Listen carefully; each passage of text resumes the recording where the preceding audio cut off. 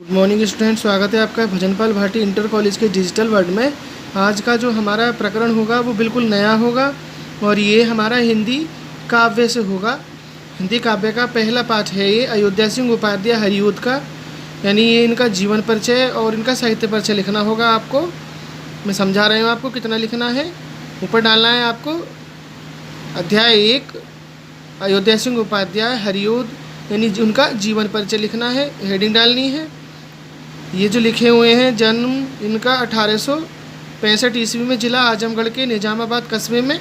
प्रमुख काव्य रचनाएं हैं प्रिय प्रवास, वैदेही वनवास, पारिजात, चुभते चौपदे, चोखे चौपदे, बोलचाल, रसकलश, अन्य जो भी हैं उनमें से आपको कुछ लिखनी है। और इनका निधन हुआ है सन 1947 ईस्वी को। इसमें से आपको कुछ इस पैराग्राफ में से आपको 4-5 लाइन लेनी है शुरू की। उसके बाद इसी पैराग्राफ में से आपको 5-6 लाइन लेनी है। इसी प्रकार इस पैराग्राफ से भी आपको कुछ लाइनें लेनी है।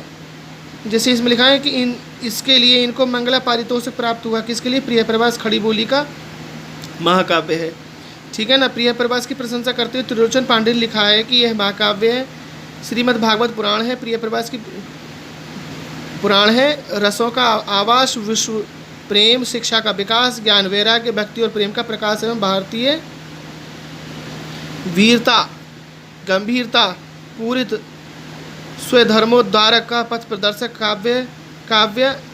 काव्यामृतोच्छ्वास है, ठीक है। यहाँ तक लिखना है। फिर उसमें अगले पैराग्राफ है, फिर यहाँ से कुछ लाइनें लेनी है इसकी। इसी प्रकार इनका जीवन परिचय आपको ये कंप्लीट लिखना है, ठीक है ना। इसी यहाँ से लेना है, कुछ लाइनें लेनी है, ज़्यादा बड़ा नहीं करना हमें ये। ऐसे यहाँ से कि वात्सल्य के वियोग पक्ष का भी प्रिय प्रवास में अत्यंत सुंदर चित्रण हुआ है।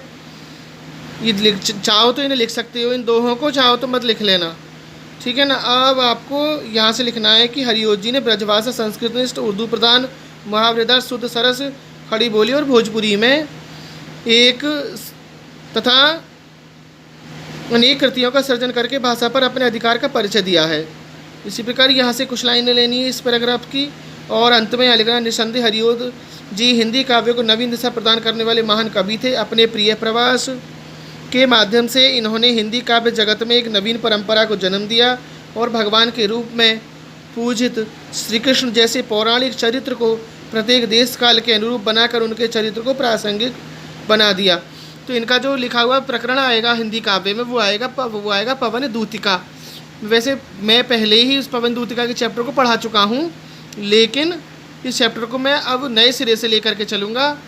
सबसे पहले आपको इसका जीवन परिचय लिखना है, ठीक है ना। उसके बाद ही इसकी जो व्याख्याएं होंगी उनकी वीडियो आगे भी भेजूँगा। तब तक के लिए धन्यवाद।